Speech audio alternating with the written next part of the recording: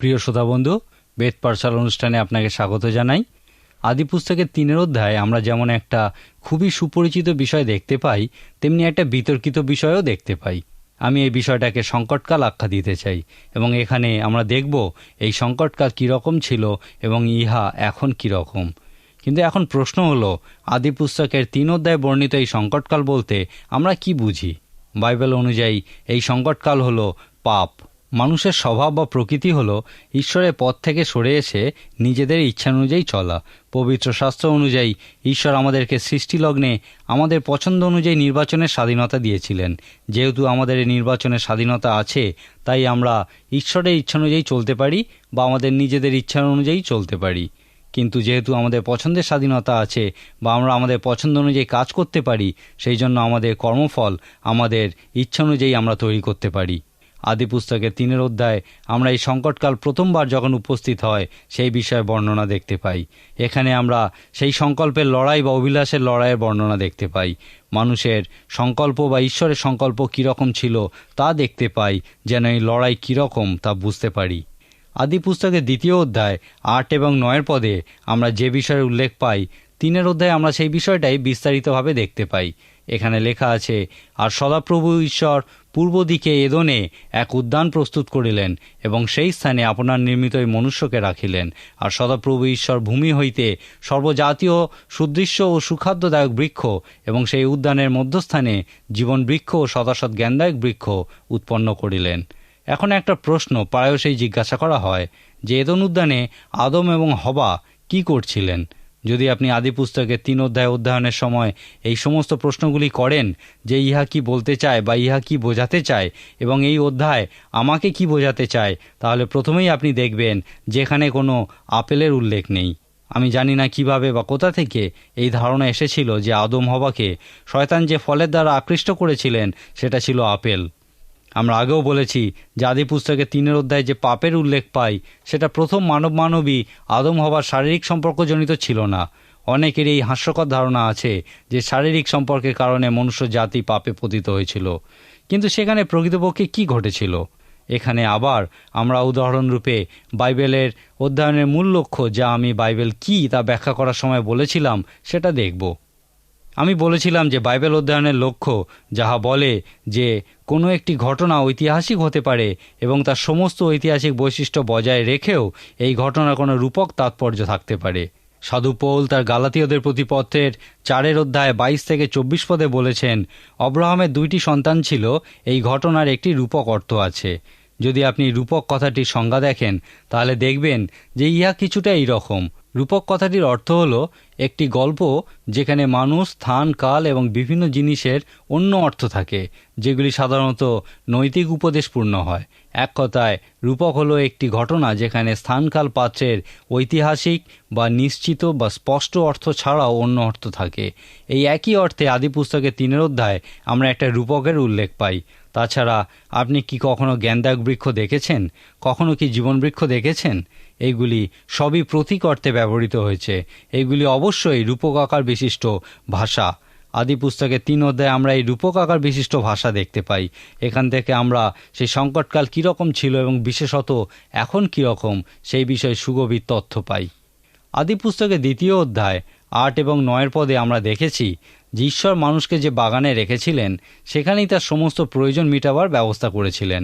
ঈশ্বর চেয়েছিলেন ওই বাগানের বৃক্ষের মাধ্যমে মানুষের সমস্ত প্রয়োজন মেটাতে এবং বৃক্ষগুলিকে মানুষের প্রয়োজনে কিভাবে তারা মেটাতে পারে তার উপর ভিত্তি করে বর্ণনা করা হয়েছে। এখানে আমরা অগ্রগণ্যতা অনুযায়ী একটা তালিকা দেখতে পাই। প্রথমত, এই বৃক্ষগুলি মানুষের চোখের প্রয়োজন মিটিয়েছিল, তারপর তারা মানুষের খাদ্যের প্রয়োজন মিটিয়েছিল এবং তারপর তারা মানুষকে জীবন দিয়েছিল। কিন্তু সেখানে সদাসৎ জ্ঞানদায়ক যে বৃক্ষ ছিল তার ফল খাওয়া মানুষের বারণ ছিল। এই কথাই আমরা আদি পুস্তকের 2 অধ্যায় 8 এবং 9 পদে দেখতে পাই। 3 অধ্যায়ে যখন আমরা দেখি তারা পাপে পতিত হয়েছিল বা তারা ঈশ্বরের ইচ্ছা অনুযায়ী না চলে নিজেদের ইচ্ছা অনুযায়ী চলেছিল, তখন বৃক্ষগুলির অগ্রগণ্যতা অনুযায়ী যে তালিকা ছিল তা পরিবর্তিত হয়েছিল বা গুলিয়ে গেছিল। তারা প্রথমে চোখের প্রয়োজন, তারপর খাদ্য, তারপর জীবন এবং জ্ঞান একেবারেই নয় এই নিয়ম অনুযায়ী চলেনি, কিন্তু তারা প্রথমেই রেখেছিল খাদ্যের প্রয়োজন, তারপর চোখ, তারপর জ্ঞান, এবং তারা জীবন থেকে বঞ্চিত হয়েছিল। তাদের জীবনে মৃত্যু এসেছিল। রূপক আকার বিশিষ্ট এই ঘটনা আমাদেরকে কি বলতে চেষ্টা করে? আমার মনে হয় ইহা আমাদেরকে খুব সুন্দর কিছু বলতে চেষ্টা করে। ঈশ্বরের দাস মসি ইহা 2 বিবরণ পুস্তকের 8 অধ্যায় 3 পদে এইভাবে বলেছেন যে মনুষ্য কেবল রুটিতে বাঁচে না, কিন্তু সদাপ্রভুর মুখ হইতে যাহা নির্গত হয় তাহাতেই মনুষ্য বাঁচে। এবং এই একই কথা আমরা দেখতে পাই যে যীশু খ্রিস্ট মথিলিখিত সুসমাচারের 4 অধ্যায় 4 পদে বলেছেন। ইহা আমাদের কাছে ঈশ্বরের বাক্যের মূল উদ্দেশ্য ব্যাখ্যা করে।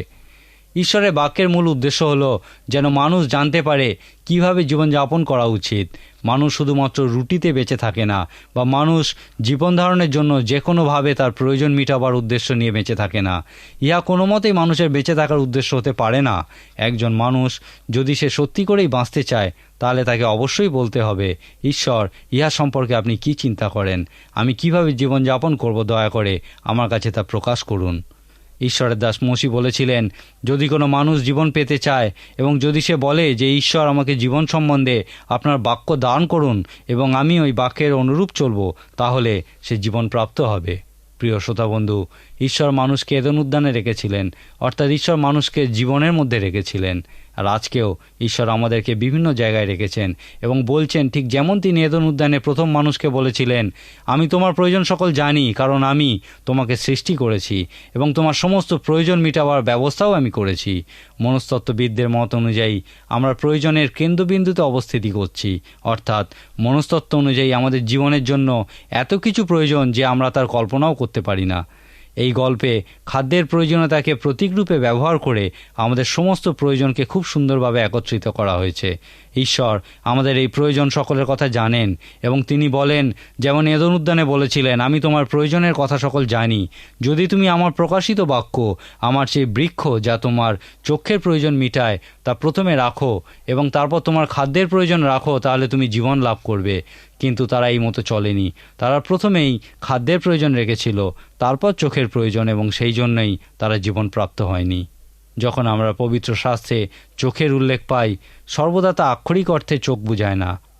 সাধু মথিলিখিত সুসমাচারের 6 অধ্যায় 22 এবং 23 পদে, যা সেই বিখ্যাত পর্বতে দত্ত উপদেশের একটা অংশ, যীশু খ্রিস্ট বলেছিলেন, চক্ষুই শরীরের প্রদীপ, অতএব তোমার চক্ষু যদি সরল হয় তবে তোমার সমস্ত শরীর দীপ্তিময় হইবে, কিন্তু চক্ষু যদি মন্দ হয় তবে তোমার সমস্ত শরীর অন্ধকারময় হইবে।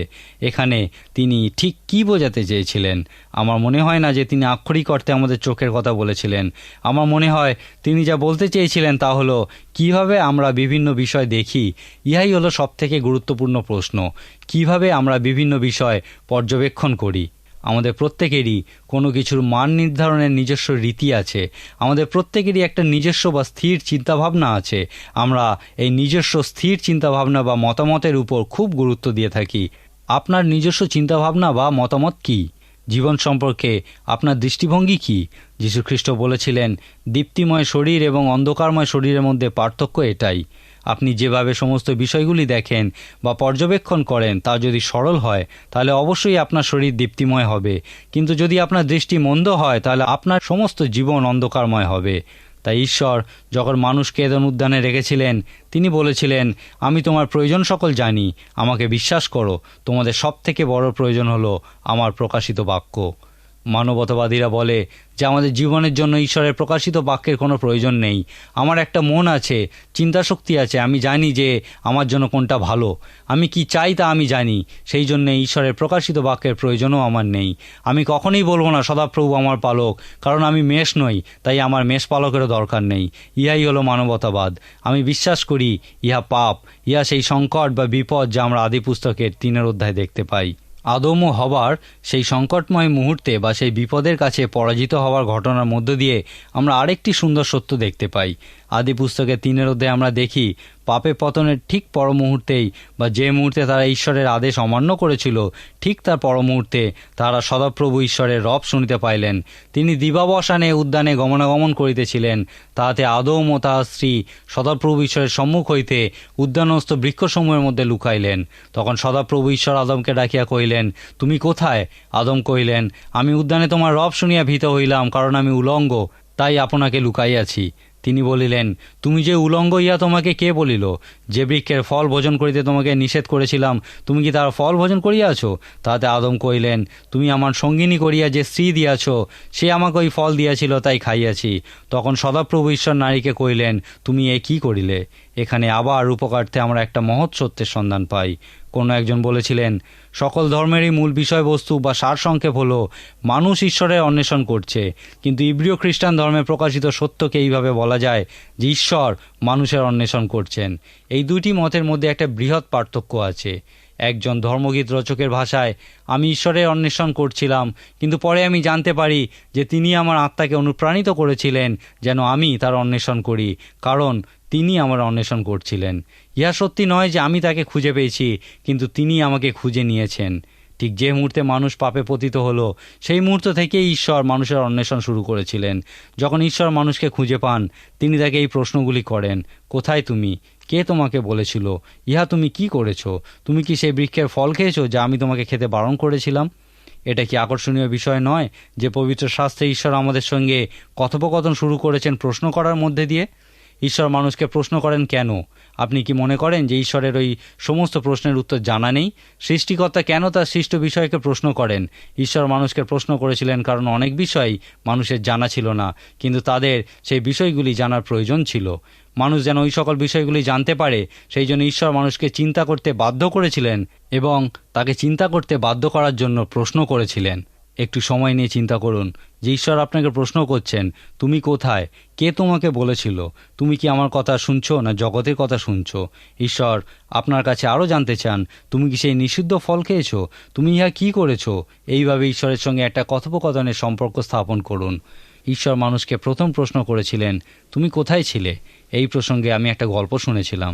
একদিন একজন চোর একজনের বাড়িতে চুরি করার উদ্দেশ্য নিয়ে ঢুকেছিল, কিন্তু হঠাৎ সে দেখল যে বাড়ির মালিক ফিরে আসছে এবং তা পালাবার কোনো উপায় নেই। সে তখন হতবুদ্ধি হয়ে পড়ল এবং একটা আলমারির মধ্যে লুকাবার উদ্দেশ্যে ঢুকে পড়ল।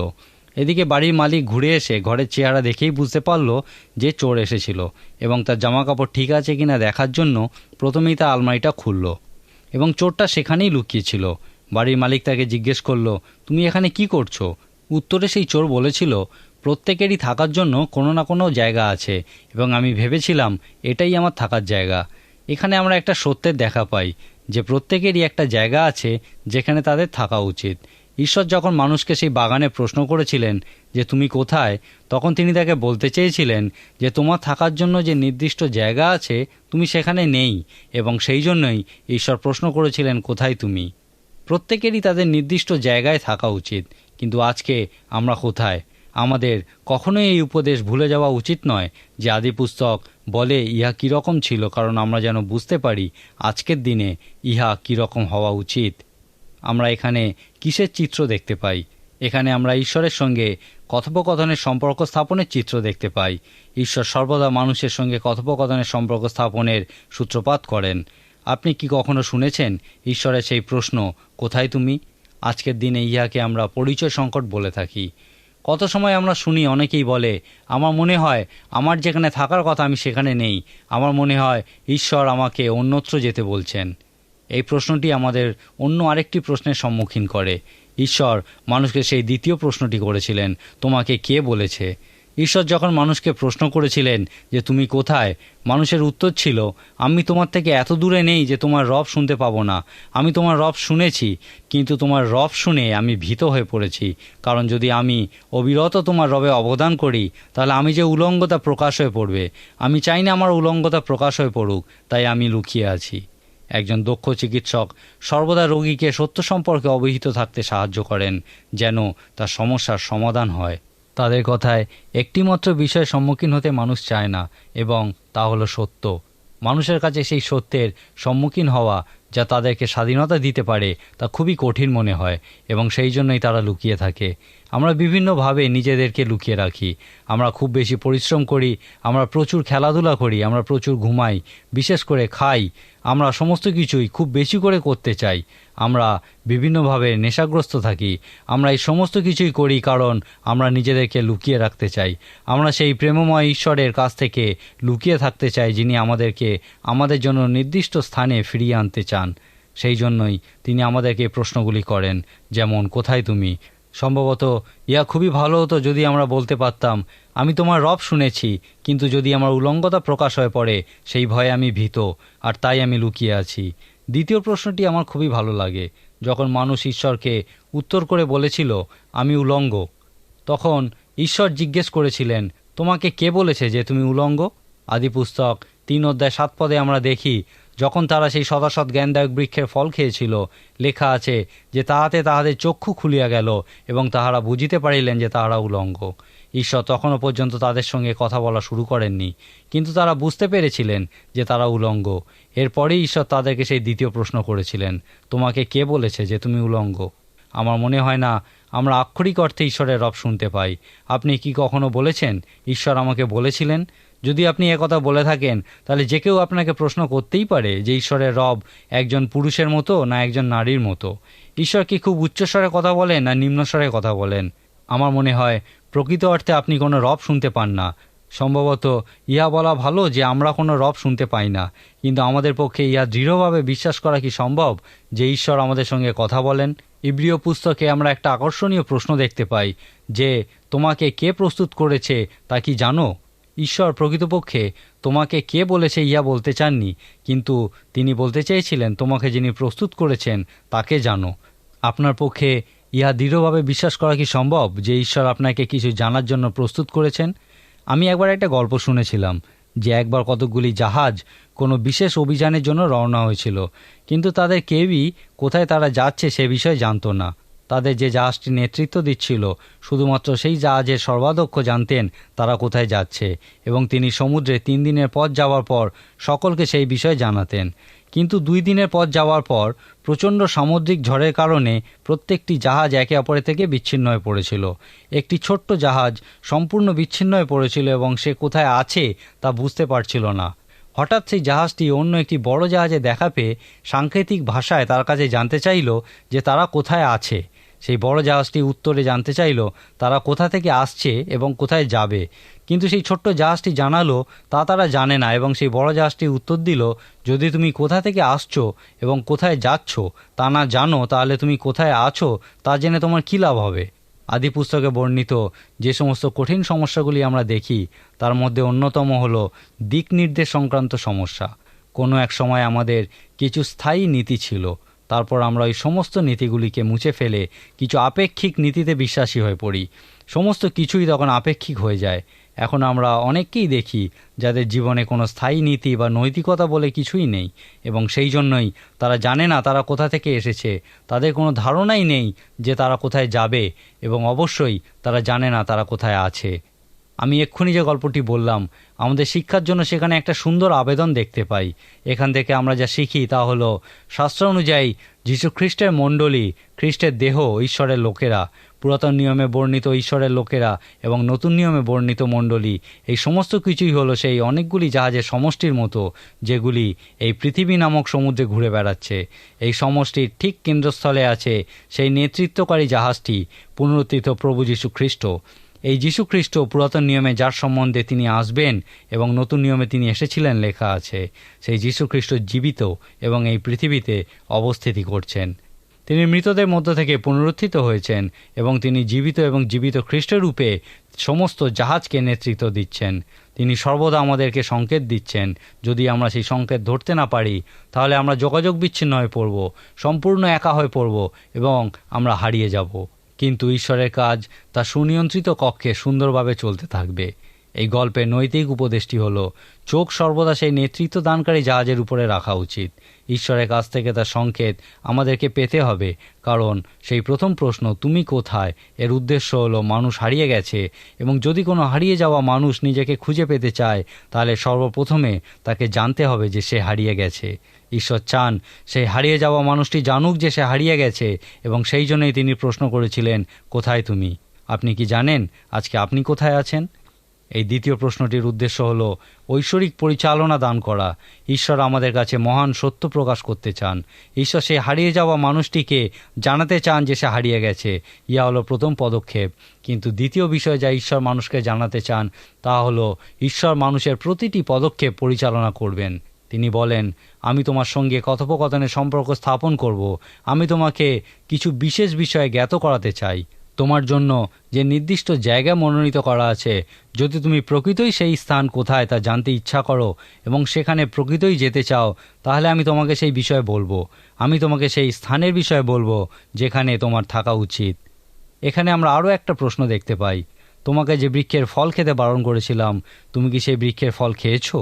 আপনি যদি আপনার কর্মফলের কারণে পরিশ্রান্ত হন, আপনি যদি জীবনে অসুখী হন, তাহলে নিজেকে এই প্রশ্নগুলি করুন। আপনার এই অশান্তির কারণ কি এই যে আপনি ঈশ্বরের বাক্য মেনে চলছেন, অথবা আপনার অশান্তির কারণ কি এই যে আপনি আপনার জীবনে ঈশ্বরের পরিকল্পনা সম্পর্কে অবহিত নন, বা আপনি ঈশ্বরের পরিকল্পনা জেনেও কি তা অবজ্ঞা করছেন? আমাদের জীবনে ঈশ্বরের পরিকল্পনার মুখ্য উদ্দেশ্য হলো যেন আমরা জীবন পাই ও উপচয় পাই। এই জন্য ঈশ্বর আমাদের সঙ্গে কথোপকথন করতে চান। সেই জন্যই তিনি বলেছিলেন, তোমাদের প্রয়োজনের অগ্রগণ্যতা অনুযায়ী আমি বৃক্ষ স্থাপন করেছি। যদি তোমরা আমার কথা শুনে চলো, তাহলে অবশ্যই জীবন প্রাপ্ত হবে। তোমরা সেই জীবন বৃক্ষ লাভ করবে। প্রথম মানবী আদম এবং হবা আমার কথার অবাধ্য হয়েছিল, এবং সেই জন্যে তারা জীবনও পায়নি। তাদের জীবনে মৃত্যু নেমে এসেছিল। আপনার এবং আমার জন্যেও এই একই কথা প্রযোজ্য, এবং সেই জন্যেই আমরা ঈশ্বরের বাক্যের সান্নিধ্যে আসি এবং ঈশ্বরের বাক্য অধ্যয়ন করি। ইহা আমরা বাইবেল বিষয়ে পণ্ডিত হওয়ার জন্য করি না, কিন্তু আমরা ঈশ্বরের বাক্য অধ্যয়ন করি যেন আমরা ঈশ্বরকে সম্পূর্ণরূপে জানতে পারি, যেন আমরা জানতে পারি আমাদের জীবনের জন্য তার ইচ্ছা বা পরিচালনা কি, এবং যেন আমরা জানতে পারি ঈশ্বর আমাদেরকে প্রকৃতপক্ষে কোথায় নিয়ে যেতে চান। চতুর্থ প্রশ্নটি, তুমি এ কী করেছ, মানুষের কাছ থেকে একটা স্বীকারোক্তি যাচনা করে। স্বীকার শব্দটি দুইটি শব্দ থেকে এসেছে, যার একটার অর্থ হলো বলা এবং অপর শব্দটির অর্থ হলো একত্ব বা অভিন্নত্ব, অর্থাৎ একত্বের কথা বলা বা অভিন্নত্বের কথা বলা। আক্ষরিক অর্থে স্বীকারোক্তির এই অর্থই হয়। স্বীকারোক্তি হলো ঈশ্বরের সঙ্গে একমত হওয়া। ইহা অনেকটা এই প্রশ্নটি জিজ্ঞাসা করার মতো যে, ঈশ্বর আমার কৃতকর্মের সম্পর্কে আপনি কি বলেন? ঈশ্বর আপনার কৃতকর্মের সম্পর্কে যা বলেন, আপনি যখন তা জানতে পারেন, তারপর যদি সেই একই কথা বলেন, অর্থাৎ ঈশ্বরের সঙ্গে একমত হন, তাহলে সেটাই হবে আপনার স্বীকারোক্তি। ঈশ্বর চান যেন আমরা আমাদের পাপ সকল স্বীকার করি, এবং সেই জন্যই তিনি আমাদেরকে সর্বদাই এই প্রশ্নই করেন, এ তুমি কি করেছ? তিনি জানেন আমরা কি করেছি, এবং তিনি চান যেন আমরাও বুঝতে পারি যে আমরা কি করছি এবং তার কাছে তা স্বীকার করি। আদি পুস্তকের 3 অধ্যায়ে আমরা ঈশ্বরের সঙ্গে মানুষের কথোপকথন দেখতে পাই, কারণ ঈশ্বর মানুষকে ভালোবাসেন। যখন আমরা ভুল সিদ্ধান্ত গ্রহণ করি, যখন আমরা আমাদের সমস্যা সকল সঠিক পথে সমাধানে ব্যর্থ হই, যখন আমরা আমাদের নিজেদের ইচ্ছা অনুযায়ী চলতে মনস্থির করি, তখনও ঈশ্বর আমাদেরকে দূরে সরিয়ে দেন না। তিনি তার ঐশ্বরিক ভালোবাসায় আমাদের নিকটবর্তী হন এবং প্রশ্ন করেন, কোথায় তুমি? তোমাকে কে বলেছে তুমি সেই বৃক্ষের ফল ভোজন করেছ যা আমি ভোজন করতে তোমাকে বারণ করেছিলাম? এ তুমি কি করেছ? আমাদের প্রেমময় ঈশ্বর এই প্রশ্নগুলির মাধ্যমেই আমাদের জন্য যে স্থান তিনি মনোনীত করেছেন সেখানে আমাদেরকে নিয়ে যেতে চান। আজকে আমার সময় এখানেই শেষ। আমাদের পরবর্তী অনুষ্ঠানে আমরা আবার এই বিষয়ে আলোচনা করব। ঈশ্বর আপনার মঙ্গল করুন।